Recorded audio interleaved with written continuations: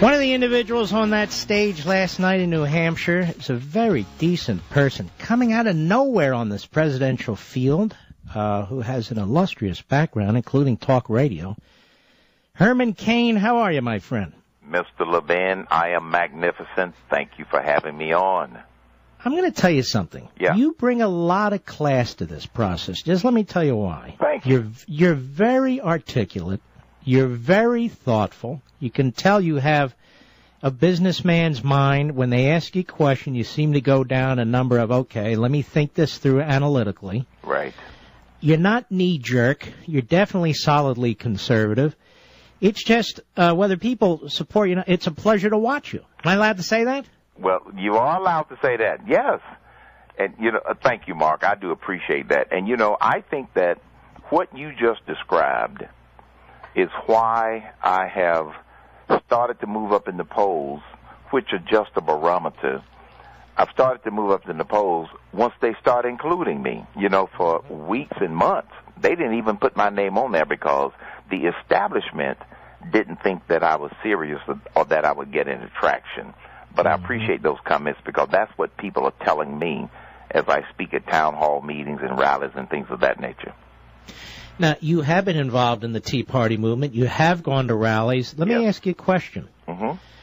I've been telling my audience today, look, it is important to contrast the different Republicans. That's the purpose of a Republican primary process. Right. Not to say everybody did well, and maybe everybody did do well, but you got 7 different people there. It looks like Huntsman's going to jump in. I don't know what the hell for. If there's a Huntsman juggernaut, I don't know where it's coming from. Somebody else might jump in. A third one might jump in. But when you're all on the stage there, differentiating one from the other, that's important for the people to know who to vote for, right? Yes. And the other thing is when you have 7 credible candidates, and I believe that all 7 people on that stage last night are incredible, contrary to what the media would have you to think that it is a weak field. And here's why. That means that you have 7 voices out there spreading the conservative message.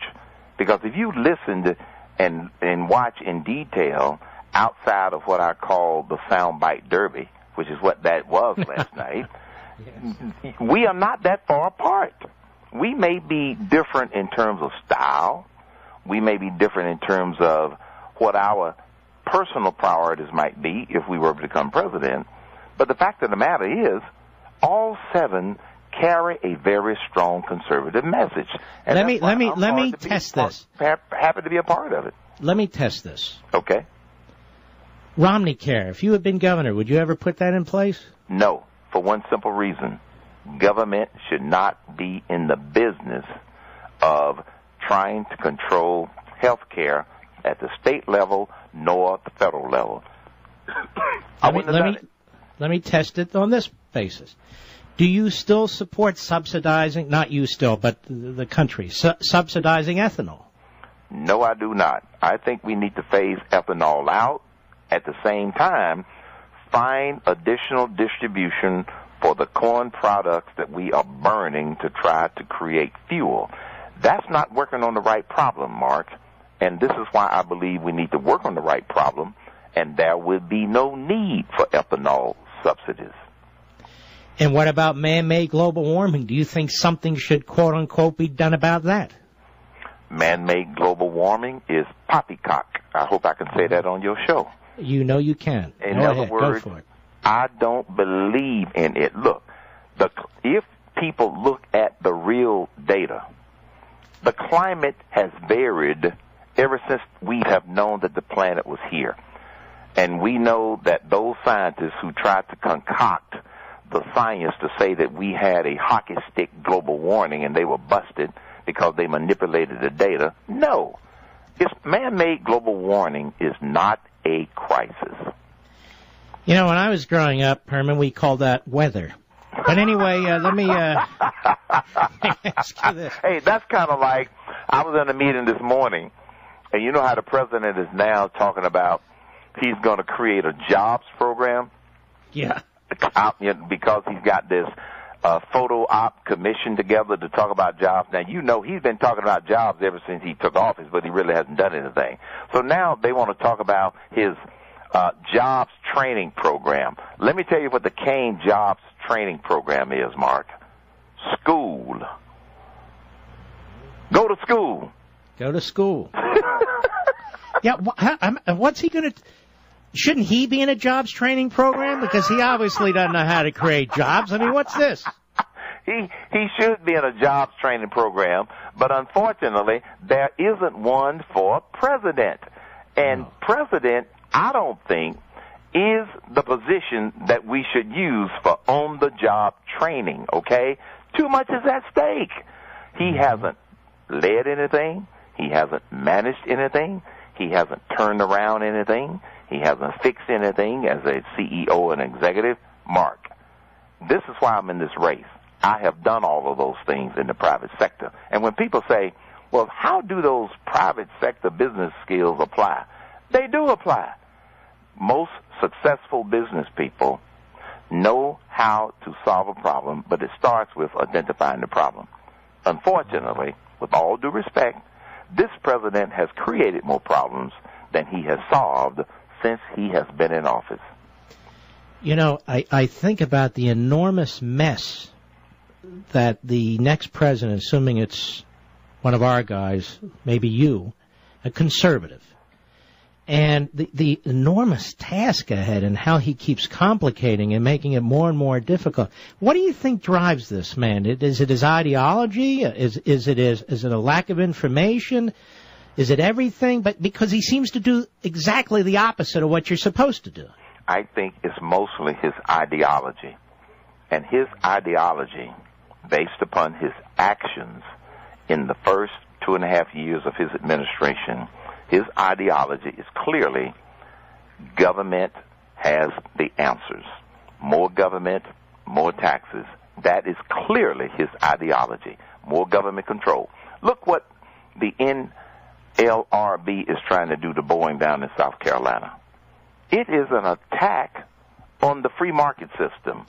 That has to be an ideology that government knows best, that government should control things, and secondly, it also demonstrates his bias in favor of unions instead of right-to-work states. Mm-hmm. I was on Neil Cavuto this afternoon, and he asked me, he said, Mr. Cain, you know that you're beginning to get a reputation for being anti-union.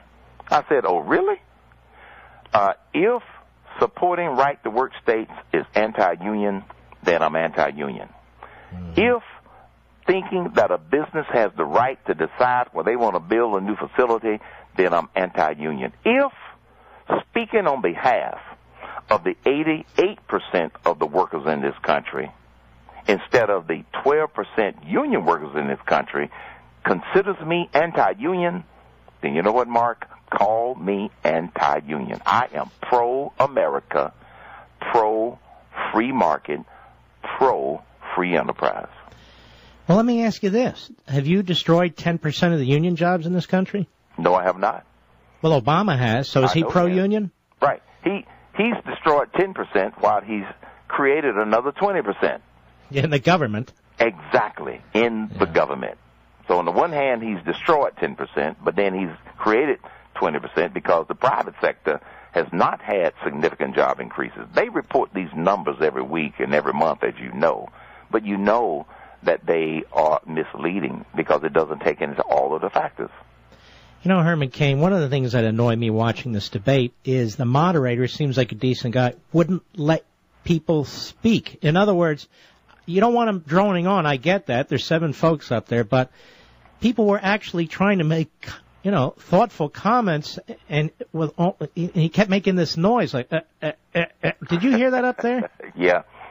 Here's what was wrong with that format. In contrast to the Fox format, and this isn't a CNN versus Fox, it is format versus format. The format last night didn't allow a subject to come up and then allow everybody to weigh in on it. And as a result, it was as if they were trying to get so many different topics in the time allotted that it was very disjointed. When we did the Fox debate, the things I liked about it is that one of the commentators would tee up a subject, the economy, entitlement spending, energy, and then ask everybody a question on that topic, and that way you could relate to not only your comment and response, but the response of others. I believe that people got more out of that type of format than this rapid-fire shotgun soundbite derby. Soundbite derby doesn't do well, in my opinion, when you're trying to present the candidates for president to the American people. Well, I'm very impressed. You do a great job out there. Really, you've started your campaign from the grassroots, from the bottom up. Yes. And look at the traction you've made, Herman. I mean, it's pretty impressive, really. Well, thank you. And like I said, I think it is because, I know it is because I talk about common sense solutions to the major crises that we have. We have a moral crisis, an economic crisis. We got an entitlement spending crisis. We got an energy crisis. We have an immigration crisis. We have a foggy foreign policy crisis.